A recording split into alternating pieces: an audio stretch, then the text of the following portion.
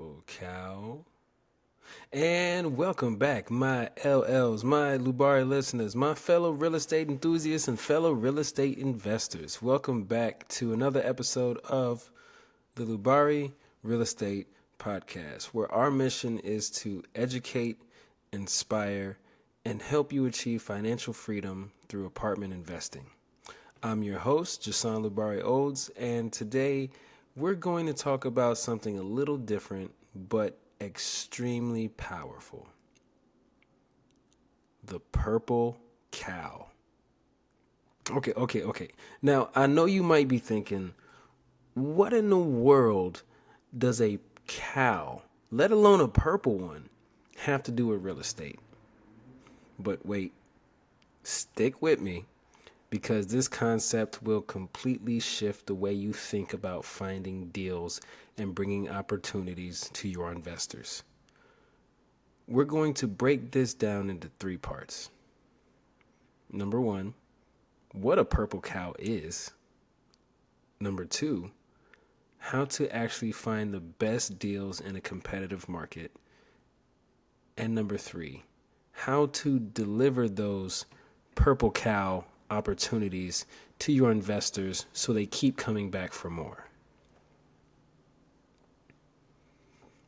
Okay, so what is a purple cow? So the idea of a purple cow comes from marketing legend Seth Godin. So imagine this. Imagine you're driving down the highway and you see cows grazing in the field. At first, it's kind of cool, right? But after a while, they all blend together. Brown cow, black cow, spotted cow. It's nothing special anymore. But if you saw a purple cow, you'd slam on the brakes. You take out your phone, snap a picture, tell your friends, maybe even post about it. Why? Because it's remarkable. It stands out in a sea of sameness. In real estate, we want to find deals that stand out the same way. Not just another average multifamily property, but a property that has something unique. Something that makes it a must-see for both you and your investors. Now, here's the key. A purple cow doesn't mean it's perfect. In fact, most perfect deals don't even exist. A purple cow could be a property with a hidden upside, or an overlooked neighborhood, or a seller who needs speed and certainty. The uniqueness is what makes it valuable.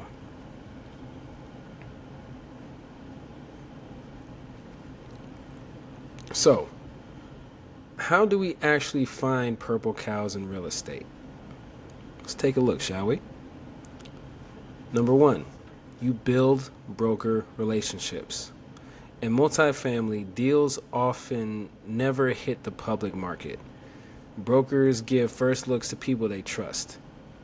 And if you're just another name in their inbox, you'll only see leftovers. But if you take the time to build relationships, tour properties, follow up, and speak their language, you get access to the best opportunities before the crowd even ever sees them. Number two, look for market inefficiencies. Purple cows are often hiding where most investors aren't looking. Maybe it's a property that has poor marketing, a bad rent roll presentation, or an owner who doesn't even realize the potential. If you can see the upside where others see a headache, you may have found a purple cow. Number three, study data, but walk properties. Numbers are important, but numbers don't always tell the whole story. Sometimes a property looks average on paper, but when you walk it, You notice the incredible location, the strong community, or the clear path to add value. That's why you should always get boots on the ground. Number 4, solve problems. The best deals often come from solving someone else's problem. Maybe the seller wants a quick close. Maybe the property has deferred maintenance. Maybe the tenants are under market, but everyone else avoids it because they don't see the long game. If you step in with a solution, you can create a purple cow opportunity. And number 5, think creatively. Don't just chase stabilized deals. Look at seller financing. Look at joint ventures. Look at off-market deals. And even look at distressed situations. Sometimes the deal structure itself is the purple cow, not the property.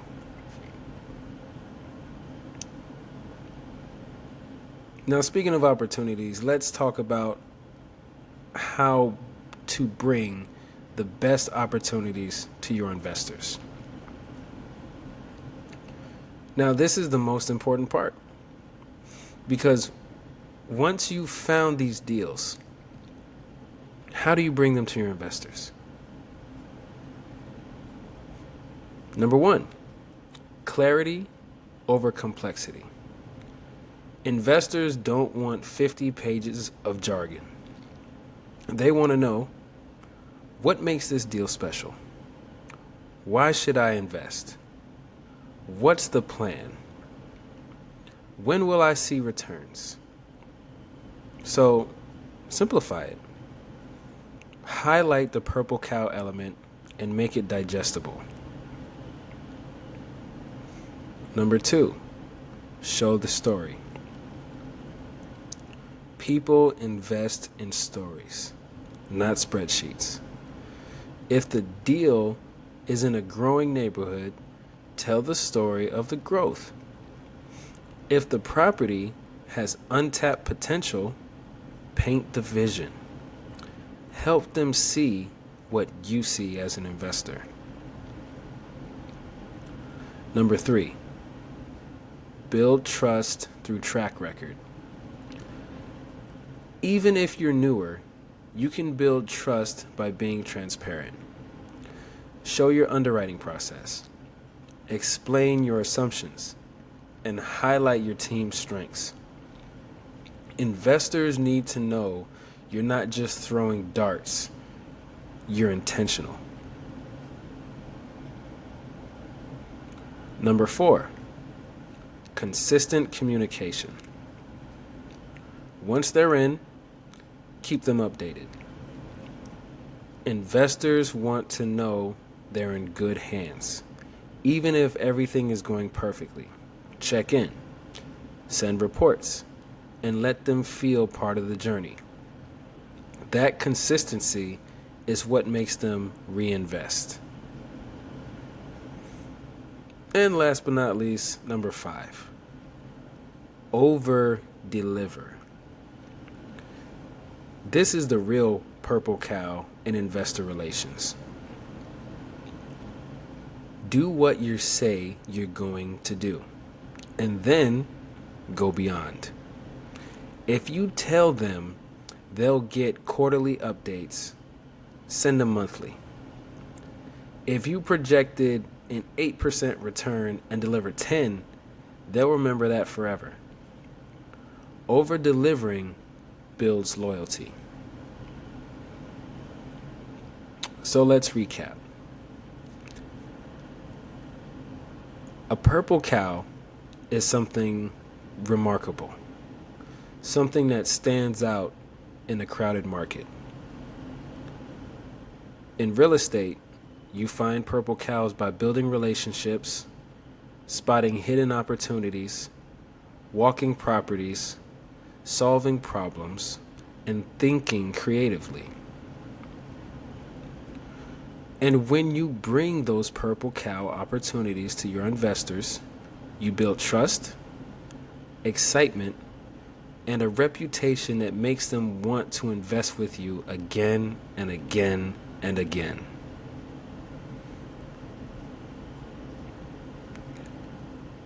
And now we move on to my favorite part of the podcast, where we talk about what real estate can do for you. So this week I had drill and we had a range weekend. So this isn't real estate related, but it's part of who I am. So as an NCO and as a leader, it brings me joy, and it's very fulfilling to see my young and upcoming soldiers prosper and do well. So this weekend at the range, we had a couple of soldiers that were struggling in a couple things. So one was at the range, another one was on the more personal side. So I had the opportunity to help and mentor both of these soldiers. So one at the range, and it's crazy because this guy looks exactly like my little brother. So naturally I want to take care of him. I was like, okay, I got you. So I see him having a couple issues while we're at the zero range. And it's like he just can't quite get it right. So then I told him, hey, here's what you do. I see your elbows are all flared out. Pull them in closer to your body. Take your buttstock and suck it into your shoulder and hold it tight. Place your left hand, because he's right-handed, in front of the magazine well and help pull the weapon into your shoulder. And then I told him to put his nose on the charging handle so that he keeps the same sight picture. And yeah, he did struggle for a little bit until he got it. And then when he went to the qual range, qualified the first time, I said, there you go. That's my soldier. I love seeing soldiers succeed and do great in their own right. And I'm glad that he listened to my advice. Now, the next day, or later that day, there was another junior enlisted who was going through some more personal issues. I was on my way to lock up some vehicles, and I passed by him outside. I saw him sitting on the ground, and you know when you can notice a change in someone's spirit and in their demeanor. So I asked him if he was all right. He said, yeah, I'm all right. And I was like, because you know. So I asked him again, and he shook his head no. So then what I did was I just sat down next to him. Because I know I've been there before. Started talking about clouds and stuff, try to get his mind to a better place. And then he opened up. And then we had a good conversation, gave him some advice. I told him where he went wrong, and I told him how he can improve himself. And,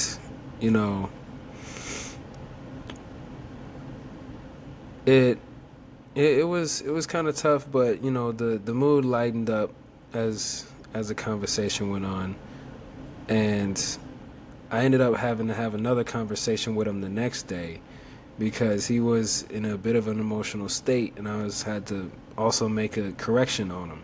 It was like, hey, no, you don't do that. This is what you do. If I catch you doing that again, there will be consequences, but I want to see you on the right path, and we have already had this discussion. So tighten up, fix your stuff, and get on the right path. You can do this. I believe in you, and I want to see you do great things. And that's who I am as a person, honestly. I just want to inspire people and make sure that, they live up to their own potential that I see in them. Probably because, that's what I would do for myself in that position. And that's what I wish someone had did for me growing up. But I guess that's why I'm here now.